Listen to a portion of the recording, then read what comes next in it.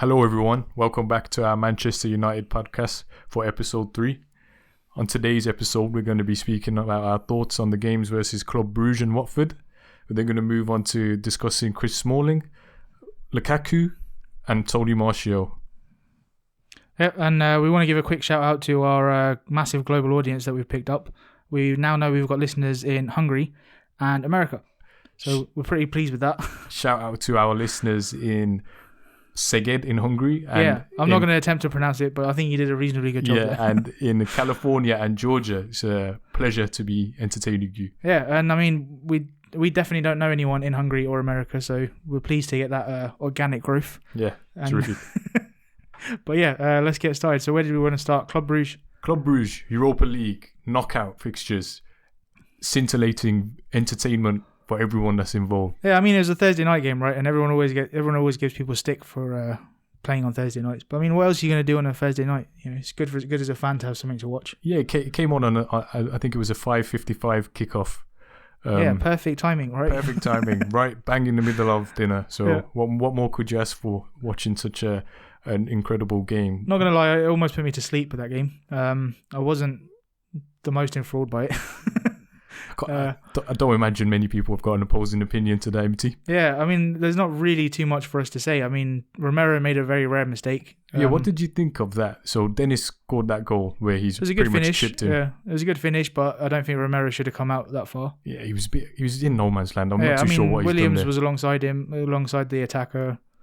He made the striker's mind up for him. I'm very confident that he's just misread the ball in the air completely. Yeah. He's realised, what am I doing out here? And yeah, he's set himself up to be chipped from outside the box, which is a shame. But then a slight bit of controversy as well. Mignolet, the Liverpool icon. Yeah, we should have had a corner, right? Yeah, we should have had a corner, and then second of all, he's taken the ball whilst it's still moving. And VAR's official stance on that is they don't interfere on resets in play. Well, you know, he's an ex-Liverpool player, right? Yeah, so it makes complete sense. And then Martial, good goal from Martial. Yeah, I liked Van Persie's analysis in the studio.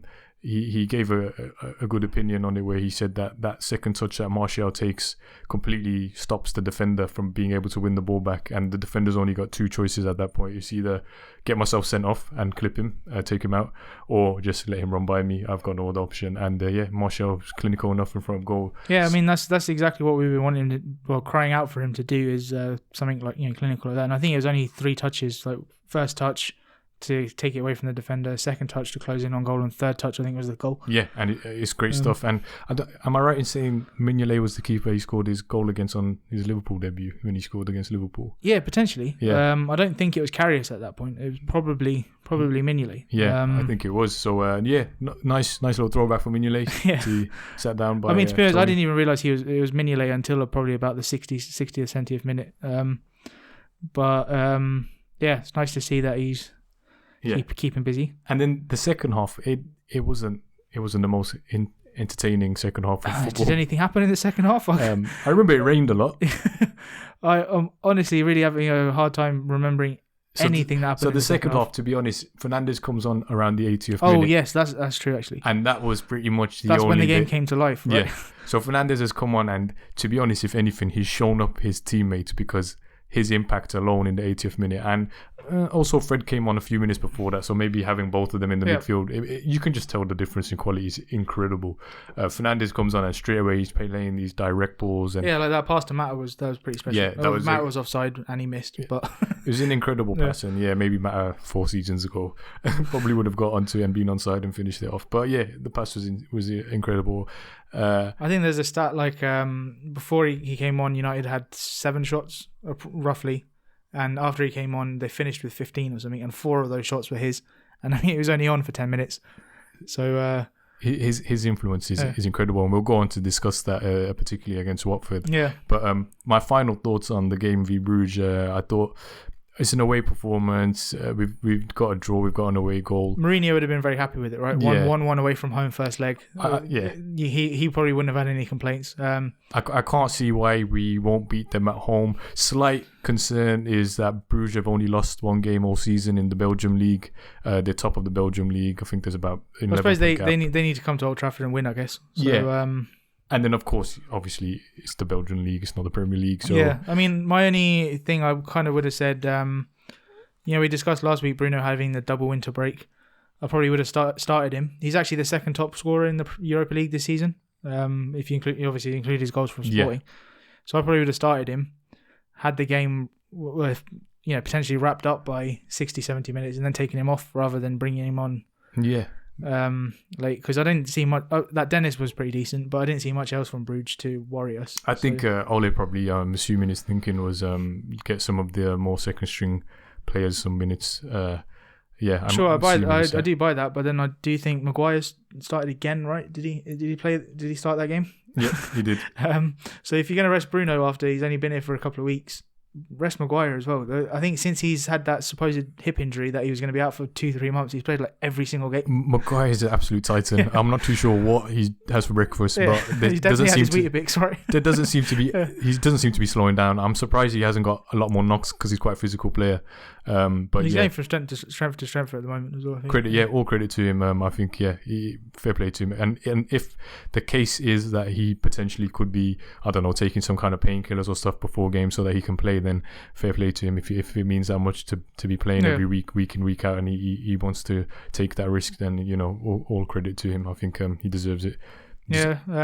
So I think that's pretty much it for the Bruges game. Is return legs tomorrow. Hopefully we'll be comfortably through to the next round. Do you ever have any worry when you play these teams that are having such good domestic seasons, albeit in these smaller countries, smaller leagues, that they could potentially cause an upset?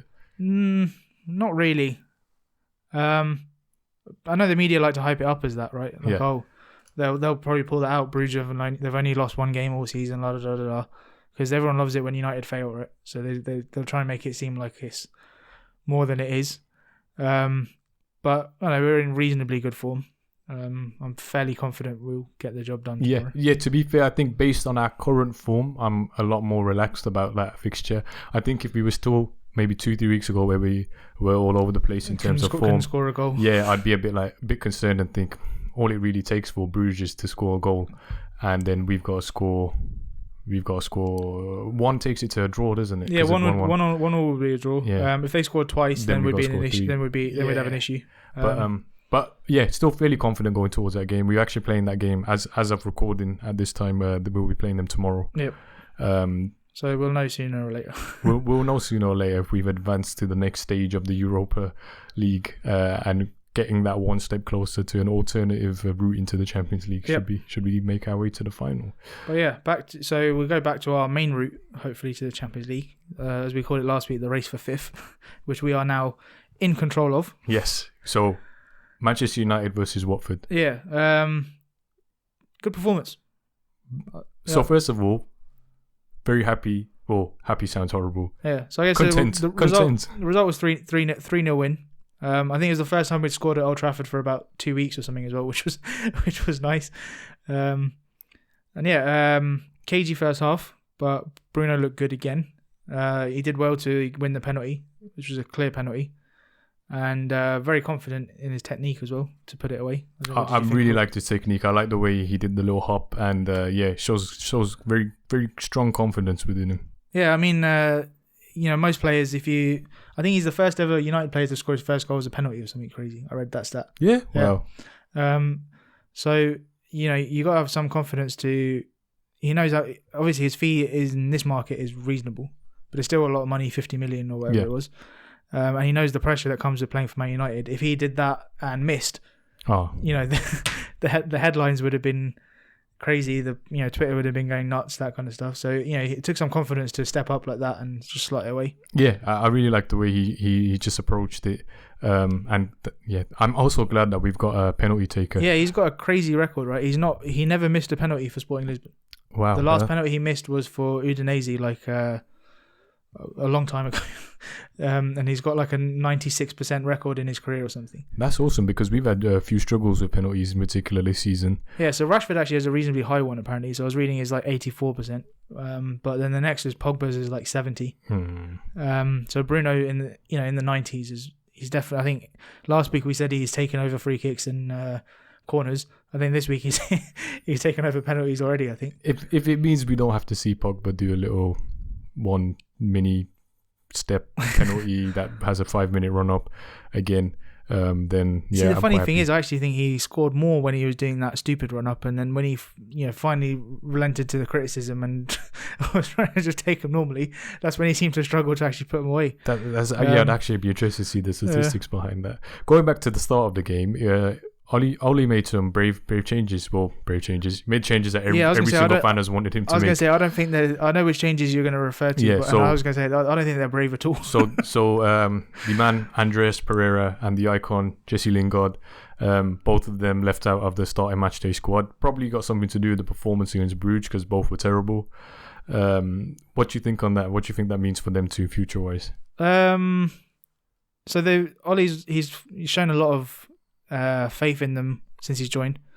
They've often been his his versatile players. Like anytime we said about Pereira, he's done that with Lingard a bit as well. Anytime there's a hole in the team, he's usually thrown one of the other two. Yeah, one of the two. Yeah. In there, right? So I guess now that we've got Bruno available, there's not as much of a space in the team. Greenwood was back fit, that kind of stuff. But then to see them not on the bench even as well, it was nice because. Especially, Lingard, we know he's had his struggles this year, no goals and assists still in the Premier League. He's had a couple of decent Europa performances, but Pereira has just been unbelievably poor in basically any position he's played. He's played holding midfield, he can't do that. He's played on the wing. I feel like the last good game he had for us was, I think, last season against Southampton, where he scored that good goal. And I think that was when we were still on our crazy run, right? And I think he had a decent preseason game at some point where he scored a free kick. I think that was a few years ago now. I think that was under Mourinho, that pre-season game. Potentially, yeah. But I think, I'm sure he's a nice guy, and I'm sure he's got some reasonable talent at football. Yeah, but I just don't think we said it before. I just don't think he's cut out for Man United. I think, and it may sound very harsh, but I think even as a bench player, even that, I think he's pushing it, because I still haven't seen anything from him in the last season, at least. I think Brugge, did he come off? Did he come on off the bench? I can't remember, but he's done that a couple of times this season. He's come on and he's not impacted the game. So against Brugge, Fred came on for him. For him, okay. Yeah. Right, well, that shows right. That shows how little impact he had. I couldn't remember whether he started or not. But so you're saying you think it's a brave call, but I think it's the right thing to do, and it's annoying really that it's taken him that long. It's frustrating because from my own perspectives, I don't like to see players. Sure, yeah. I mean, we want every player to score and hat-tricks every game. Especially when they're young players and from the academy, etc. I suppose Lingard's not young anymore, but Pereira is still reasonably young. And Lingard, as Manchester United fan, he's given us some good moments in terms of cup finals and at Wembley. You can see he wants to play for the club. Yeah. Which that does matter. Yeah, but I think in terms of long-term Manchester United squad, etc., Oli made the right decision. Yeah, I mean, the other options are like Chong, Gomez. They haven't impressed really when they've been in the first team, but their contracts are up for renewal at the end of the season. Potentially they're looking at leaving because they're not getting maybe as much chance in the first team as they thought they would. Maybe they don't deserve it, but when you see players like Pereira and Lingard constantly failing to perform ahead of you, you must start to think, why am I not getting the same chance? Yeah, it's true. And I think Chong came on towards the last stages of this game, and I was glad to see him on the bench actually because it shows that he must be doing something right. Still. Yeah, but and I know he only had 10 minutes, and player probably needs to start a game and start a few games to be able to show what he can do, but still it's very limited as to him showing what he can do. And we've had players in the past that had that kind of game time and they'd show glimpses of what they can do. So like you're looking very far back, and I'm talking like Januzaj and those kind of young players. They'd come on and they'd show like, they've got something about them. But Chong, if you hadn't seen his highlights for the reserves, you'd think he's terrible. For the first team, he's not been great. But he's I think 20. Gomez is 20. I would give them one more contract. If try and get them down to a 3-year deal or something, and that's that. By the time they're 23, you'll know. You should know by then whether they're going to be, what they're cracked up to be. Yeah. But yeah, I mean, like I said, if they're seeing Lingard and Pereira every week going out and doing absolutely nothing, and actually hurting the team, that you do start to think like, why am I not getting these opportunities? They might have a bad game and then not be seen for another 10 games. Yeah. And yeah, maybe you could say They're much younger. They should just stay and be patient.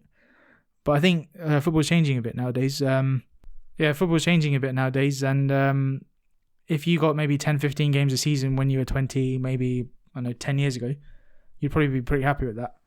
But you see players like Sancho, I think he's 19, Haaland, he's 19, Greenwood's 18. Yep. These players are playing 30, 40 games a season, sometimes 50, 60 games a season now.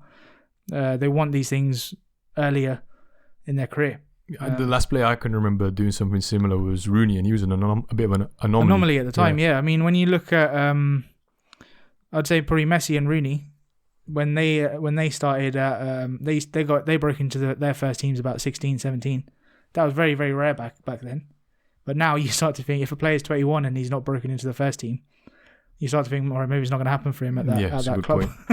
It's a good point. So against Watford at half-time, we go in 1-0. It's an interesting first half. The goal is our first goal in 235 minutes of play in the Premier League at Old Trafford. So like you mentioned earlier, quite a long way. Yeah, definitely. Watford, interestingly, they pushed quite a bit. They definitely didn't sit back, and I think that's exactly why we ended up winning this game so well, because we don't do well against the teams that keep their structure and don't really bomb onto us. Whereas Watford, they were any chance they could, they were pushing forward as much as they could, and they had quite a high line with their defence as well. Yeah, I mean, we've struggled with teams that we have the more possession against, and I think we did still have more possession, but I think the big change for me is just Bruno. Yeah, completely. Like Martial's goal, it came from a Bruno pass. Yeah, he jokingly said afterwards he wants Martial to finish it first time so he can get the assist. Yeah. He can unlock these defences. It was his run that got the penalty. He scored the penalty. It was his pass for Martial's goal, and it was his pass for Greenwood's goal as well. Yeah. Everything is going through him in these games now, and he's shown he can unlock these stubborn defences. Like I really liked what he did for Greenwood's goal, because we've had a lot of issues with players who are supposed to play. We've said about Martial, and Rashford's been guilty of it as well. Supposed to play centrally, yep. But they're supposed to play on the wing, but they love drifting in. So it often leaves us, with no options on the wing. We've got like 6 players charging at the defence through the middle, and it goes nowhere because that's where all the defenders are, and it's easy for them to shut out. There's not much space there. Yeah. The attacks get shut out.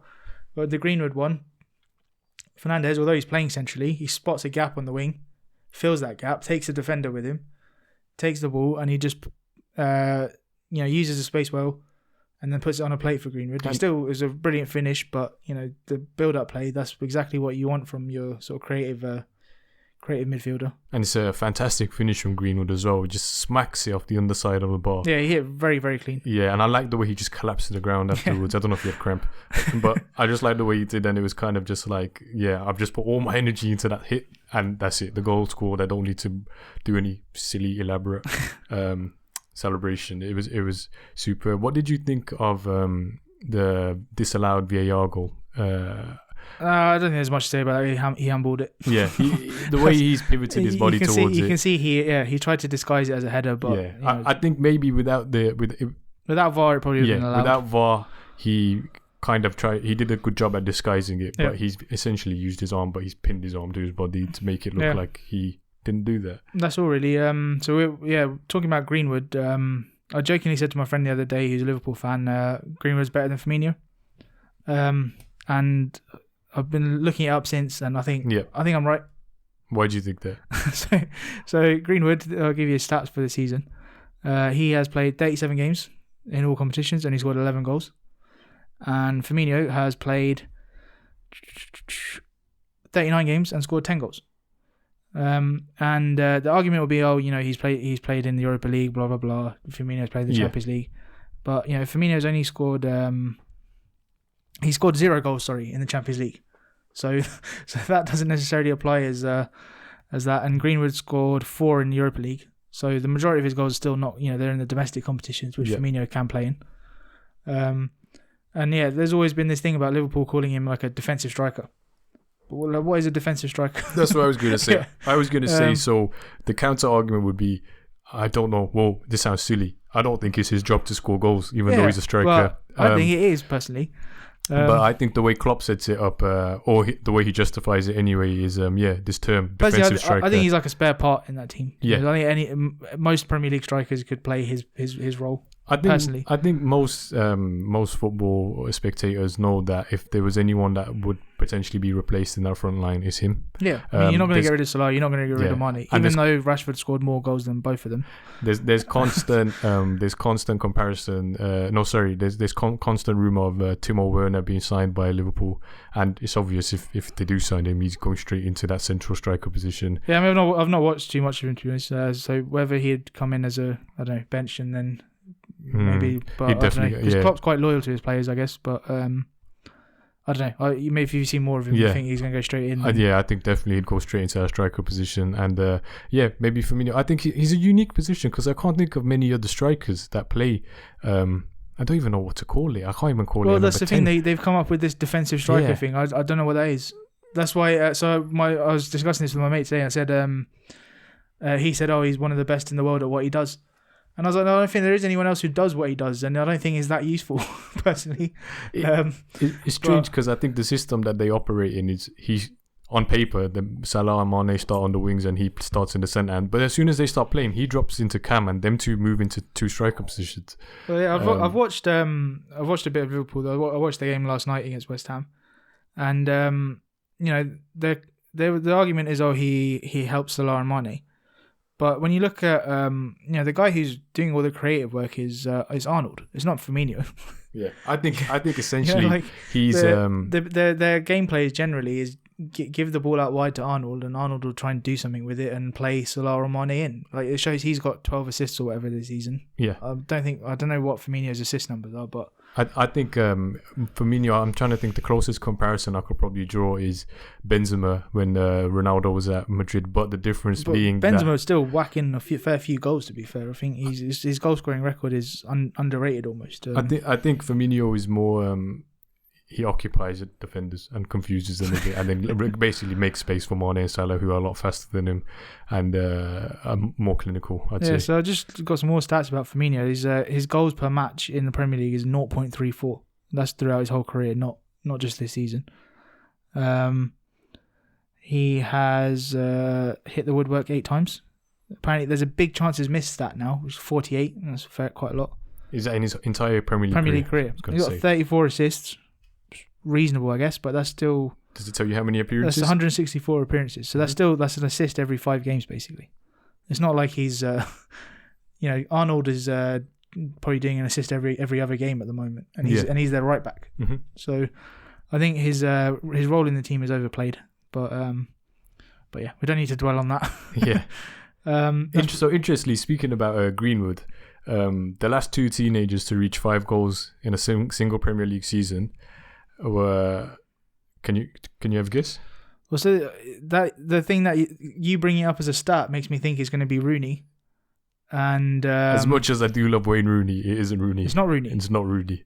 Is it more recent then? A lot more recent. Teenagers in the Premier League to have scored 5 goals in a single Premier League season. Or reach, sorry, not Rashford. Score. Yeah, it's Rashford. So it's incredible that they both be Manchester United academy Rashford products. both times. No, so Rashford and then now Mason Greenwood to so score, they're the last 2, right? To score at least 5 goals, not a total of 5 goals. Hopefully not a total of 5 goals. I do want Mason Greenwood to continue to score for us this season and not stay at that stat. He's at so 5 in 24. But when the thing I was also going to say about Greenwood is those are appearances, but a lot of them have been off the bench. Yes, they have been. Yeah, and I don't think he finishes a full game much of either. No, because you got to balance. He's a kid still. Yeah, he's like 18 years old. Yeah, and you don't want to overburden him. But he's also the top scoring under 19 in Europe. The second top scorer is Martinelli. Fati. Oh, really? From Barca, he scored more than Martinelli. Martinelli scored 3 goals. Oh, do you mean just league goals? Yeah, league goals. Right. Also, there's obviously a massive exclusion from that being Haaland and Mbappe. But that's why I believe the stats is under 19 and not 19. I did see this actually. I saw this on Instagram. A United thing posted this, right? In my head, to be honest, 19 would be included in under 19 for me. Right? If you had like a selection rules or something for a team and it was under 19, 19 would be in that. Yeah. It'd be 19 and under is more like so. I think taking Haaland out of it is Paints a different picture, shall we yes, say? Yeah. because I believe he's on some sort of ridiculous run. Really, he's scored 9 for Dortmund in 6 league games, and I don't think he started all of those. And he scored 16 in 14 for Salzburg. So that's talent. a lot. That's 25. His agent goals. is Mino Raiola, so we do not deal with players like that. He scored 40 goals in all competitions this season. It's insane. I think that's truly remarkable. I think that's more than Messi. But yeah, Haaland, forget him. We don't like Raiola, so. So overall, then Watford, Manchester United, Watford. What were your positive it was good. thoughts? Like it was one of those games that we said before you could slip up in. Yeah, we got the job done. Yeah. We did what we needed to do. So for me overall, happy. 3 goals at Old Trafford, clean sheet. Yep. It's big. Yeah, it's a big couple for of us. clean sheets in a row now in the league, so that's nice. I like that Ole made I think a triple sub around the 80th minute, and he gave some game time to players that needed it. So Igalo, Chong. Igalo went close, I think, with some crazy overhead kick as well. If he got contact with that would have been. I think he took it around the keeper at one stage as well, but the angle was quite. He actually hit the post. I forgot about that. And we're up to 5th. We're 3 points off 4th. Yeah. It's looking good for us, and it's definitely. But we got, like I said before, we've got a tough month coming up. Let's just have a quick look at our fixtures again. We've got Everton at the weekend. Yep. That's away. So Everton are in decent form. I know they lost to Arsenal, but they've been good. If we can get 3 points there, that would be good. I'd be more than happy with that. Then we got City at home. This is just league games. Yep. We've done well against City recently, and they've essentially got nothing to play for, right? As it stands, they're out of the Champions League regardless. As it stands, greater concerns. I understand. Even if they get their ban overturned, I don't see them dropping out of the top 4. So maybe them, and they're not going to catch Liverpool. I think Liverpool only need something stupid like 12 points now to win the league. Yeah. So City really got nothing to play for. Other than pride, like you said. But they'll have Champions League actual Champions League fixtures to worry about. I don't know when it falls around the game, but hopefully they'll be more worried about that.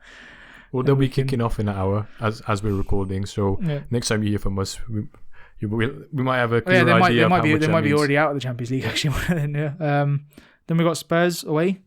At the moment, I wish we were playing Spurs this weekend, because they have absolutely no players left. Yeah, and it's like they are dropping like flies. Yep. They're lucky that Lo Celso wasn't sent off like he should have been, because otherwise they would be seriously depleted on no Son, no Kane. Mm-hmm. Ali's form's dipped a bit. I know he had a good recovery when Mourinho first came in, but he's dipped. Ali seems to have gone the complete opposite way. So he had a really good start under Mourinho, and as of recent, he's been on the bench, throwing his shoes down, and looks very upset about things. It's hard, I guess. We've seen this happen a lot with attacking players in Mourinho. I mean, I think, you either works for you, it doesn't. It looked like it was going to work for Ali. Yeah. It'll go one or two ways, I guess. But yeah, I mean, there's a lot of pressure without Kane and Son. So it would have been ideal to have played them for sure. Yeah. So I don't think either will be back by the time we play them. This is only 2 weeks, and I think they're both looking at basically the whole season out. So that's good for us. Yes. Of course, you want to play the best players, blah blah blah. But if Kane and Son are not going to play, I'm happy with that. At this point in my Manchester United supporter phase, I just want 3 points. Yeah, exactly. Actually, it's a good point. I mean, I've said that you want to play the best players, blah blah blah. I do not care. Yeah. I'm just going to throw it out there, and it's the same as people used to say as well, like, you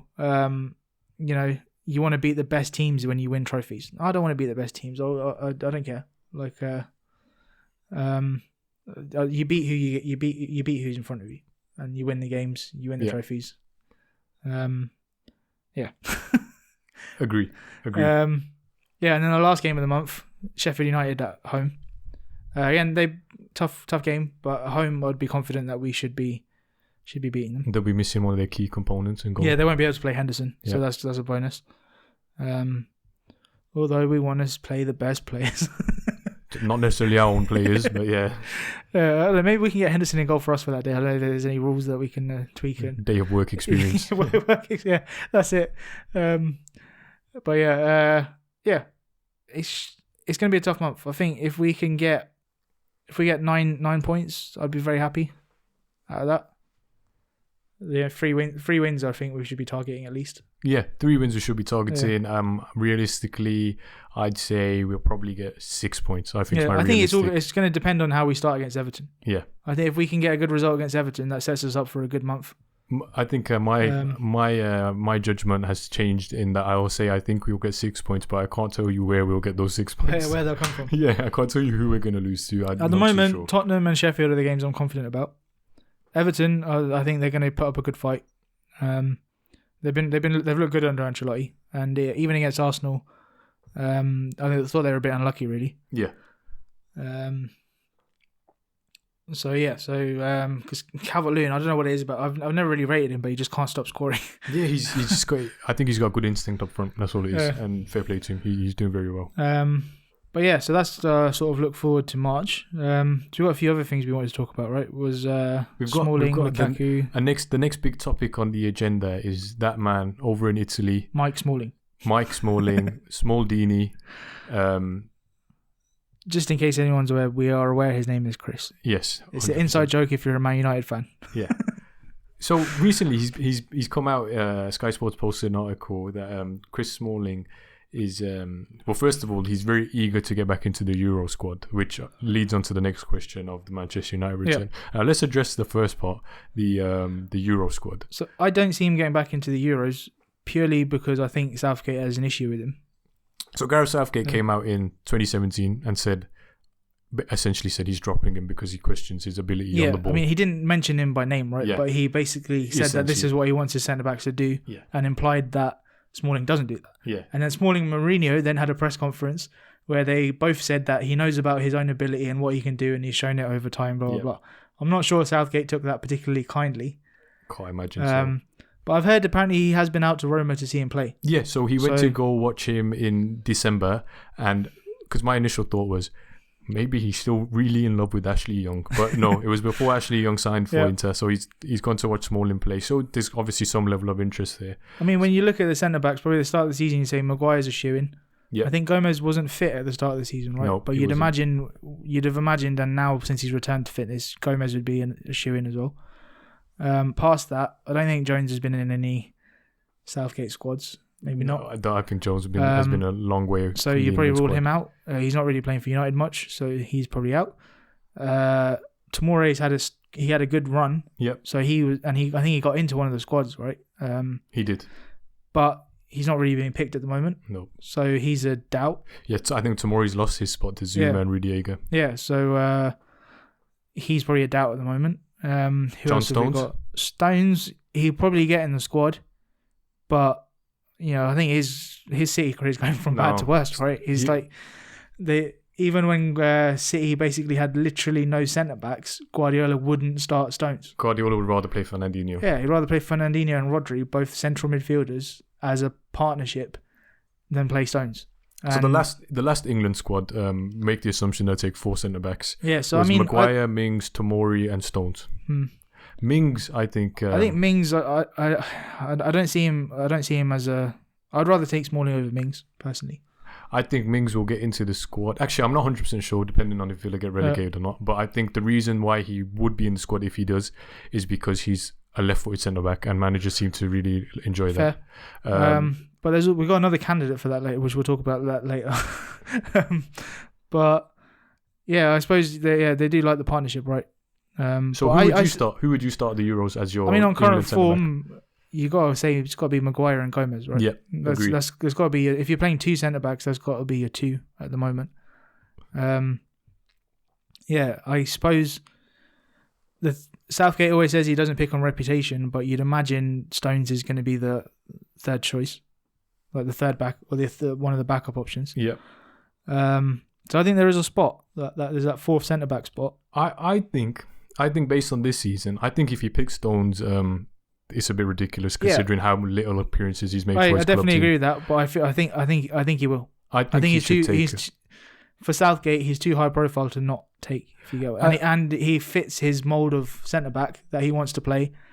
Whether or not he's good enough, I think also it fits his. I think one of his kind of managerial style philosophies is to have that team kind of mentality. Yeah, the sort of club culture rather than. And I think that means a lot to him. So I think certain players get into the squad, i.e. Fabian Delph, based on the fact that. Man, if Delph goes to the Euros, please just cancel it. Cancel the whole tournament. I think I think he likes to keep certain individuals. Why he was ever in any of the squads, I will never understand. Right, but and there's like, when you go to a tournament, you don't have enough spaces to take players that are good for the changing room. Yeah, like it's just not a thing. Like I don't really know. I've not seen much of him at Everton. I think he might be injured, right? I think he recently got himself a red card and got himself suspended. But at City, he only ever played like at left back, and he then almost never played after that when the other left backs were fit. And he still got in squads, but I mean that's separate issue. Yeah, separate issue. I think I would take Maguire, Mings, Tomori, and Smalling. I'd take Smalling just based on he has had a very good performance this season for Roma. He's quite highly rated in terms of the Serie A league. He's taken very well to Italy, all that kind of stuff. He's having a good season, and I think if we look at the other options, it's not like we've got someone that's screamingly obvious that should be there. You missed Gomez off your list. Oh, did I miss Gomez? Yeah. I was very silly of me. Yeah, Maguire, Gomez, Mings, I'd take. And so then it's between Tomori or Smalling for you? It'd be between Tomori and Stones for me. No, obviously, I would probably scrap either Tomori. I'd scrap Tomori and Stones and put Smalling. Right? Yeah, exactly. Got it in the end.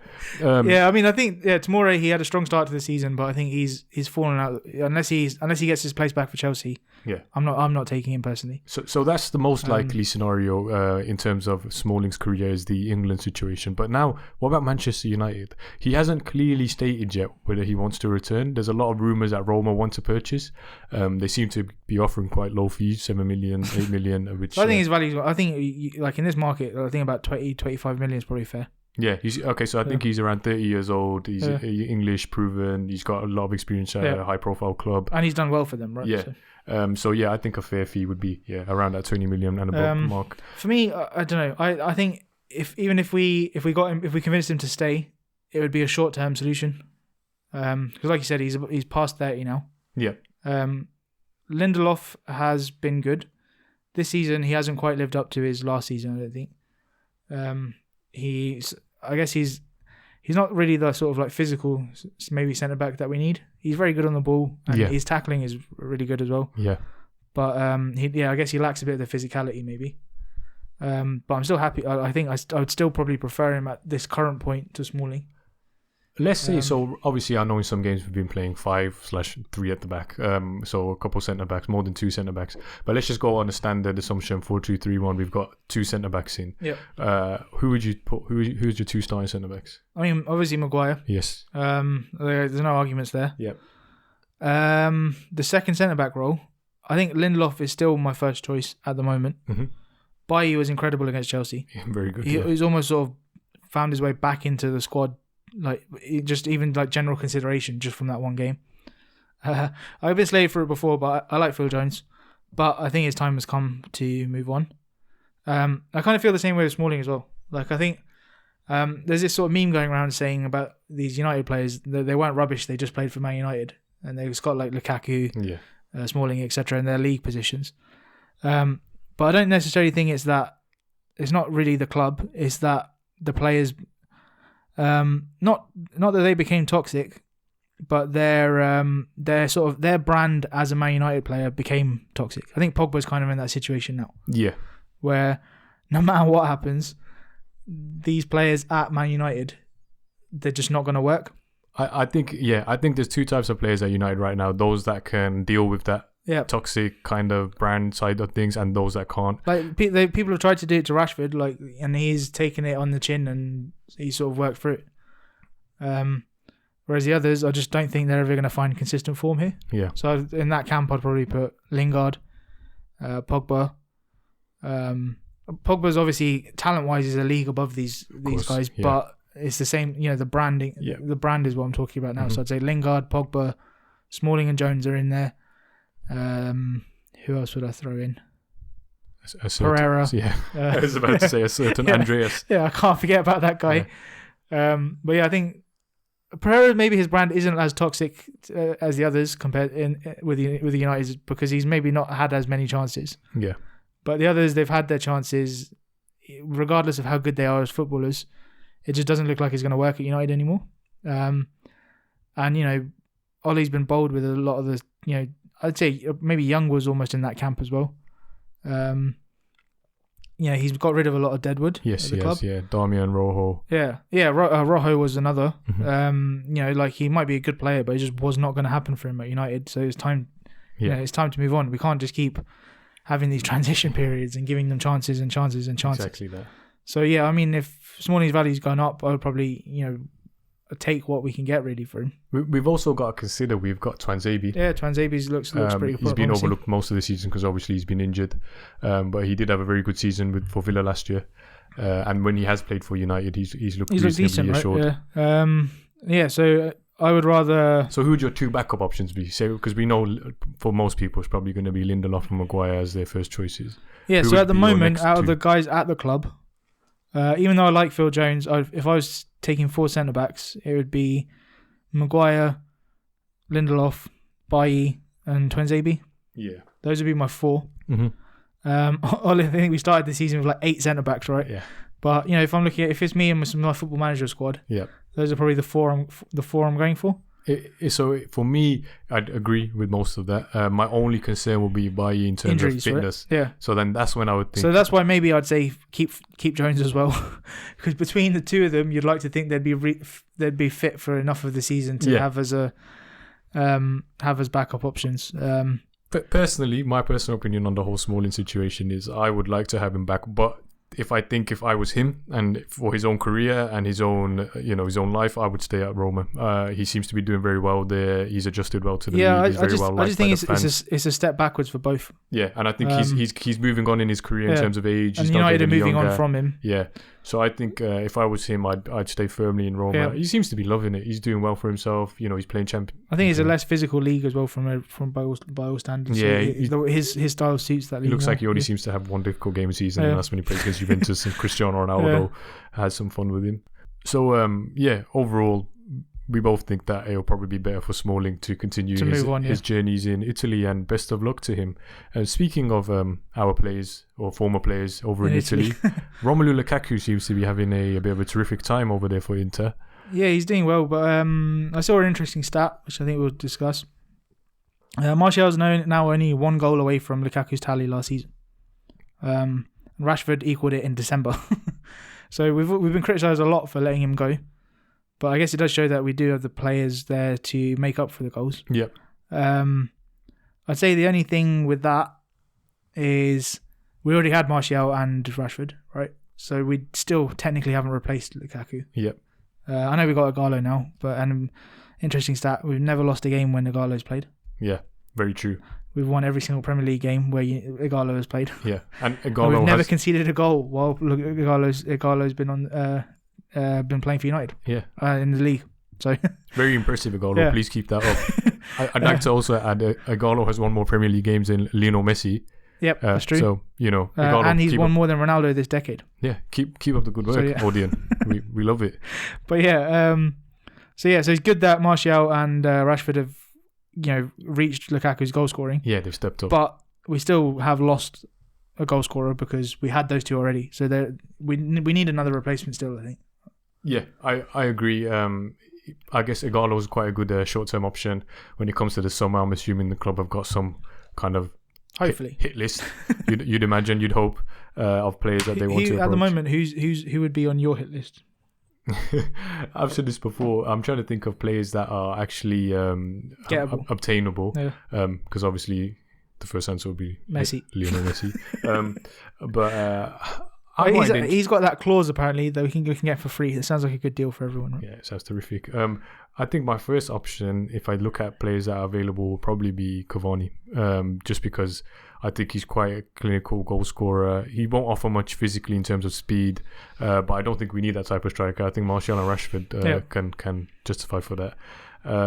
So I would go for Cavani only on the information that he wants to leave his club, and he's most likely going to leave PSG in the summer. Problem with that will probably be he'd probably want stupid wage and his agent. Yeah. So I would actually go in a different direction. I think my first choice at the moment would probably be Jimenez. He's got a good record for Wolves. He's proven in the Premier League. He's younger. And I think even if long-term Greenwood developed into a better striker, Jimenez would still probably be useful and sort of be a good squad player long-term. Whereas Cavani, I'm not sure how many years we'd get out of him. Very true. Cavani could be just another Falcao. Yeah, exactly. Jimenez that. is actually quite a good option. Yeah, and he's proven in the Premier League. I could easily see him getting 20, 25 goals in our United team. Who would you take if, let's say, we had like a 150 mil budget and maybe a player that's probably Harry Kane? Yeah, but that was my answer. That was the question I was setting up the answer for. I wouldn't even consider anyone else. It's Harry Kane. I would go picking him up myself. I'd do whatever it takes basically to get him to. I'd take Harry Kane. Yeah, I've been playing Football Manager on the iPad recently. They've got this button you can pay 99p or something to get your dream transfer. Where they can't. If I had that 99p that I could spend in real life, Harry Kane would be. Yeah, I think I was literally trying to get the conversation to Harry Kane being at Manchester United. I just think about it. I think about it all the time. I love it. When we signed Lukaku, I was thinking like there's two young strikers in the Premier League who were like the future. One of them was Lukaku. One of them was Kane. So I didn't think we'd get Kane at the time, so I was very happy with Lukaku. Yep. Obviously, it hasn't worked out. So there's only one route for me to go there. I think it's Harry Kane. Yeah, Harry Kane all day. I think he would. He just looks to me like someone who would be the Manchester United he's striker. A leader. He's a goal scorer. He's like, I don't know. He scores penalties. He scores free kicks. He scores outside the box, inside the box, and he's I think he's probably averaging like 25, 30 goals a season now for Spurs. I'm sure Mourinho would be more than happy to part ways. Let him. Mourinho doesn't even pick him, despite the fact obviously he is injured, but Mourinho doesn't even pick him. Yeah, I can imagine Jose demanding a 250 million.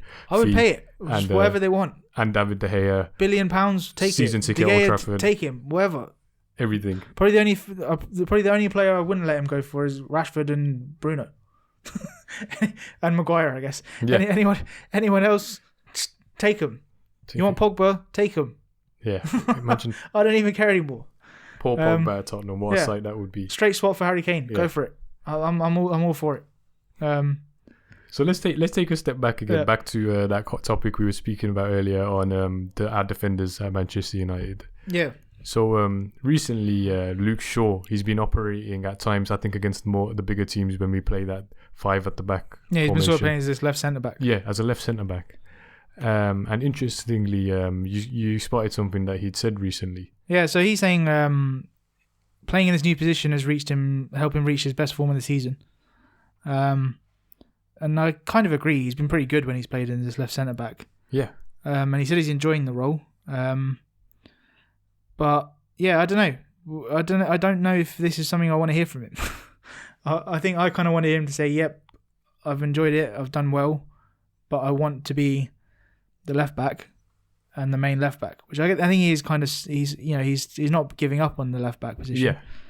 But there's still questions like if he becomes this left centre back, can he play in a 2? Like, could you see Maguire and him as a long-term central defensive partnership? I'm not sure. No, I don't know if he's not a natural centre back, right? No, I feel like for me, immediately if my centre back's not of a certain height, I'm not interested. Yeah, I mean, like you've got Maguire, he's been really good, but when I think about who I want partnering him, I want someone like a Vidic kind of. Yes, exactly. A Vidic kind of centre back, and that's not Luke Shaw. No, and I think he's had very good games in that formation. Yeah. I think largely because Brandon Williams is also really good at helping him on that side, because he's got that raw pace, and you can tell as well he's quite tenacious with his tackles and he's up and down the wing constantly. Maybe Luke himself, sure, he's aware that Brandon Williams long term is probably could be Manchester United left back. The good thing is he's spoken about the competition and how that's helped him as well. Yeah, and I think for these players it spurs them on when they've got someone who is directly competing for their position. So yeah, I think I definitely would keep both of them, and I want both of them to excel at that left back position. I think as well, while we're on the topic, credit to Solskjaer for that formation. It works really well on that side in particular because Shaw does have good defensive qualities, and I think his I main think the struggle. thing he struggled with recently is attacking. Getting up and then getting back because it's difficult. And especially since his injury, I think he's a bit more not afraid, but he's a bit more reluctant to make those lung busting runs. Yeah. So I think him having Williams on that side alongside him is it's been very effective. I'm not sure yet I like Williams a lot, but I'm not sure that five at the back suits him as much. So it's something they got to look at going forward. But for the odd game here or there, it's worked. It's worked well. I was pleased that he did it against Chelsea. It worked. Disappointed to see him set up the same against Brugge. That's the kind of team I wouldn't want to be playing it against. But whatever. He got a result. He ended up getting. But I still think Shaw's long term future is at left back, not left centre back. But it's nice to have the option if we so need it. I mean, you could do it mid game depending on how things were. Yeah, it's a good backup. It's nice to have versatility there. But yeah, I think we pretty much covered majority of what we wanted to speak about this week. Yeah. So we got quick. So we've mentioned we got Everton at the weekend. Thoughts, predictions?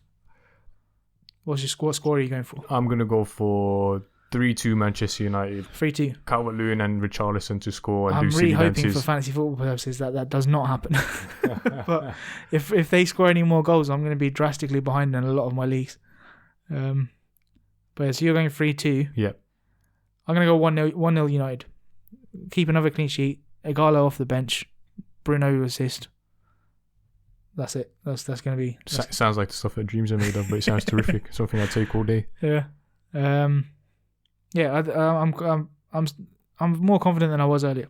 Yeah, completely. I think that our recent form going forward in the games that we've got coming up, it's going to be very interesting, and I look forward to reflecting on it on the Never Ignored podcast. Yeah, so I'm guessing I've always found this strange when podcasts say, "Oh, we're on this platform, that platform," because whoever's listening to this already knows what platforms we're on because they're listening to it, right? You'd hope but so.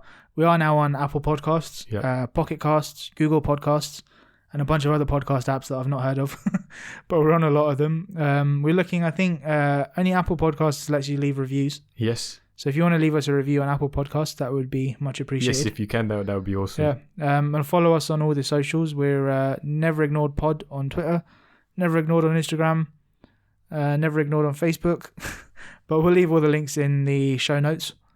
And we'll hope to see you back next week.